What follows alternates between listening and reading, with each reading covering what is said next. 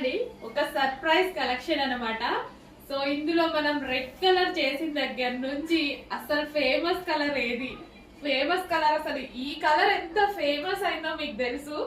అసలు అసలు main colour stitch చేయలేదేంటి అని అందరూ ఒకటే క్వశ్చన్స్. అసలు మార్నింగ్ నుంచి నేను శాంపుల్ మా వాళ్ళకి ఇచ్చిన దగ్గర నుంచి స్టిచ్చింగ్ కి ఇప్పటిదాకా వెయిట్ చేస్తూనే ఉన్నానండి.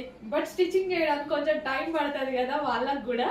సో ఇప్పటిదాకా వెయిట్ చేసి చేసి చేసి తీసుకున్న కలెక్షన్ అనమాట. క్యూట్గా ఉంది కదా. ప్రైస్ చూసి అందరూ షాక్ అయ్యి విజిటింగ్ కస్టమర్స్ నిన్నటి నుంచి 30 members only for this frock, దీనికోసం మాత్రమే షాప్ వచ్చారండి.